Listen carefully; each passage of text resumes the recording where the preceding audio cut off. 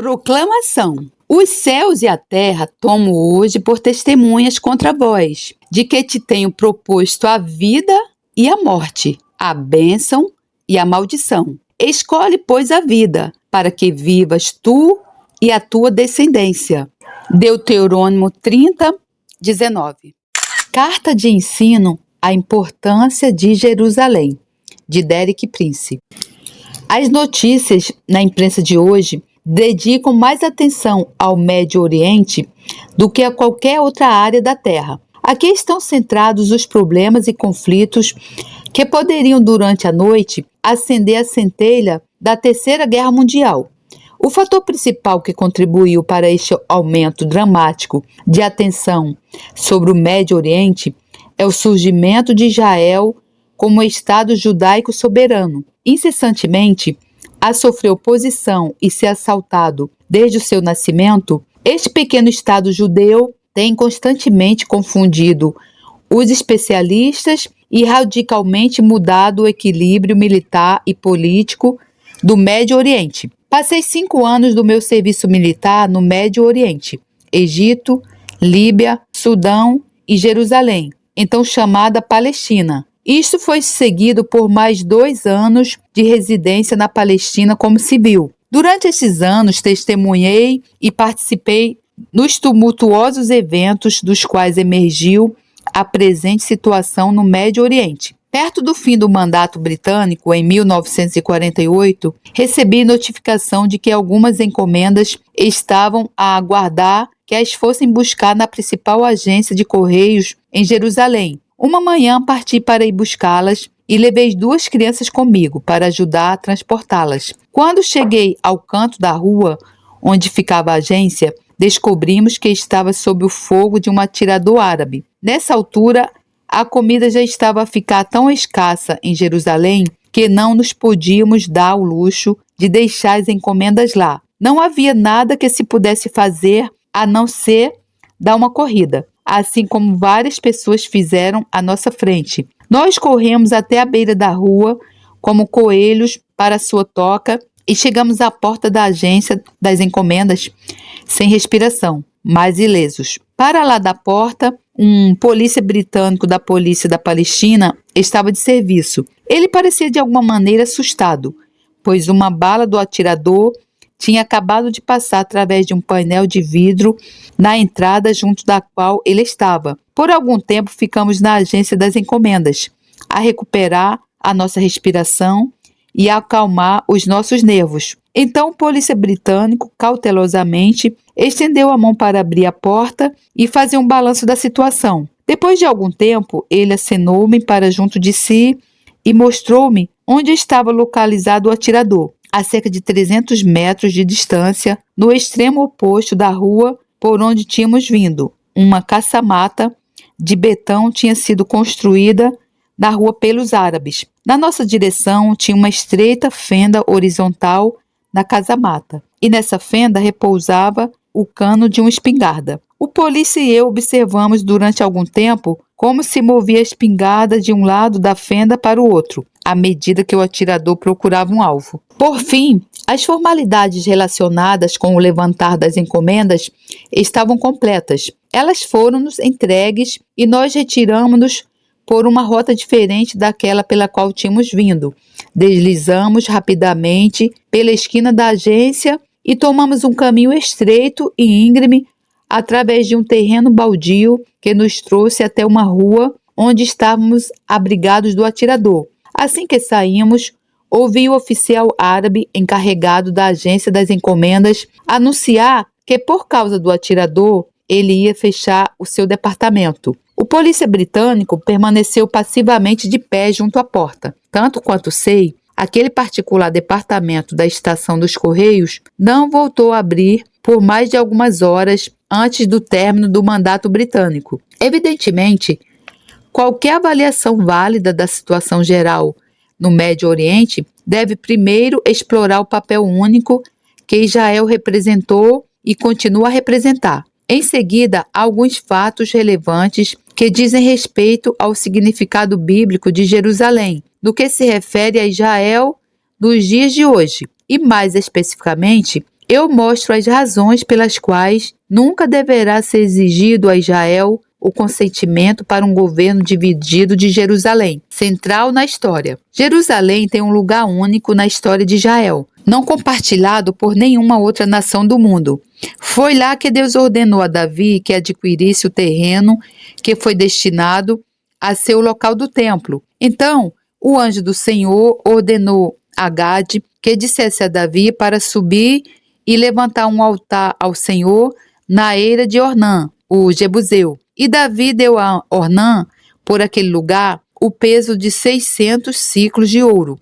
Então, Davi edificou ali um altar ao Senhor e ofereceu nele holocaustos e sacrifícios pacíficos. E invocou o Senhor, o qual lhe respondeu com fogo do céu sobre o altar do holocausto. 1 Crônicas 21, 18, 25 a 26. Mais tarde, Salomão construiu seu templo nesse lugar e Deus disse-lhe: os meus olhos e o meu coração estarão ali todos os dias. 1 Reis 9:3. É Jerusalém a cidade que Deus declarou ser a cidade que ele escolheu para si. Salomão repete as palavras que foram ditas pelo Senhor ao seu pai Davi. Porém, escolhi a Jerusalém para que ali estivesse o meu nome. 2 Crônicas 6:6. O Senhor reafirma a permanência de Jerusalém novamente em 1 Crônicas 23:25. Porque disse Davi: o Senhor Deus de Israel deu repouso ao seu povo e habitará em Jerusalém para sempre. Em 1 Reis 11:36, Deus fala com Jeroboão e diz a respeito de Reboão, filho de Salomão e herdeiro do trono: e a seu filho darei uma tribo, para que Davi, meu servo, sempre tenha uma lâmpada diante de mim em Jerusalém, a cidade que escolhi para pôr ali o meu nome. O povo judeu é mandado, pelas Escrituras, de fazer peregrinação a Jerusalém 3 vezes por ano. 3 vezes no ano todo homem entre ti aparecerá perante o Senhor teu Deus, no lugar que escolher, na festa dos pães ázimos, e na festa das semanas, e na festa dos tabernáculos. Deuterônimo 16:16. Em nenhuma outra religião é mandada a peregrinação a Jerusalém. O nome Jerusalém aparece 778 vezes nas Sagradas Escrituras do povo judeu. Pelo contrário, no livro sagrado do Islão, o Corão, Jerusalém não é mencionada nenhuma vez. Historicamente, Jerusalém foi a única capital do povo judeu, quer política, quer espiritual. Jerusalém nunca foi a capital de nenhum outro povo ao longo da história. Como cidade, só se tornou politicamente importante para o povo árabe depois da Guerra dos 6 Dias, em junho de 1967. Previamente, sob a ocupação da Jordânia, Jerusalém nunca teve o estatuto de capital. Depois do regresso de Israel do cativeiro da Babilônia, quando as pessoas de outras nações procuraram partilhar na restauração de Israel, Neemias, o governador judeu, disse-lhes: o Deus do céu é que nos fará prosperar, e nós, seus servos, nos levantaremos e edificaremos. Mas vós não tendes parte, nem direito, nem memorial em Jerusalém. Neemias 2:20. Através dos anos, o povo judeu adotou das Escrituras um nome especial para sua herança em Jerusalém. É Sião. Grande é o Senhor e muito digno de ser louvado, na cidade do nosso Deus, no seu monte santo, de bela e alta situação. A alegria de toda a terra é o monte Sião, aos lados do norte, a cidade do grande rei. Salmo 48, 1, 2. É daqui que vem o termo sionismo, restauração de Sião. O profeta Isaías descreve o renascimento do Estado de Israel como um acontecimento único. Antes que ela estivesse de parto, deu à luz, antes que lhe viessem as dores, nasceu-lhe um filho varão. Quem jamais ouviu tal coisa? Quem viu coisas semelhantes? Acaso nascerá a terra no só dia? Acaso será uma nação dada à luz de uma só vez? Pois logo que Sião esteve de parto, deu à luz seus filhos. Isaías 66, 7 e 8. O renascimento do Estado de Israel está corretamente apresentado nas Escrituras como um acontecimento único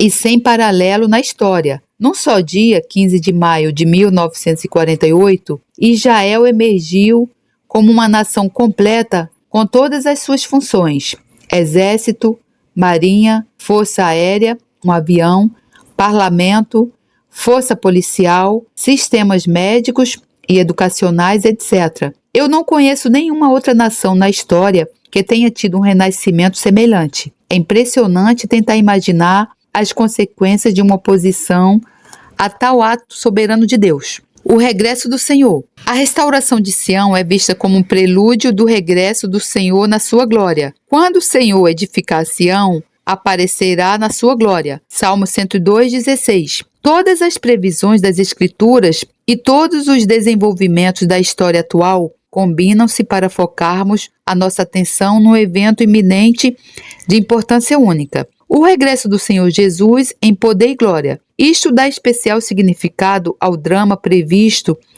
ter lugar no Monte das Oliveiras, e naquele dia estarão seus pés sobre o Monte das Oliveiras, que está de frente de Jerusalém para o Oriente. E o Monte das Oliveiras será fendido pelo meio para o Oriente e para o Ocidente. E haverá um vale muito grande, e metade do monte se apartará para o norte, e a outra metade dele para o sul. Zacarias 14:4. Seguir-se-á um período em que Deus irá julgar todas as nações com base na forma como elas trataram a terra e o povo de Israel.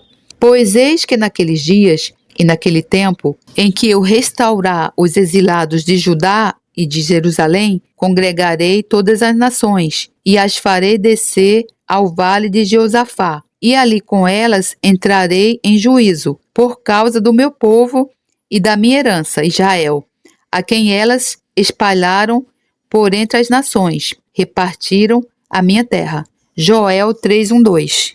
O propósito de Deus é fazer de Jerusalém uma fonte de bênção para todas as nações, e ele promete julgamento severo sobre todas as nações que se opõem ao seu propósito para Jerusalém. As Escrituras tornam claro que quando o Senhor voltar, será para uma Jerusalém soberana e judaica. Jesus disse: Jerusalém, Jerusalém, que matas os profetas e apedrejas os que te são enviados. Quantas vezes quis eu ajuntar os teus filhos, como a galinha junta os seus pintos debaixo das asas, e tu não quiseste. Eis que a vossa casa vai ficar-vos deserta, porque eu vos digo que desde agora me não vereis mais, até que digais: bendito que vem em nome do Senhor. Mateus 23, 37 e 39. Em Mateus 24, Jesus refere-se à abominação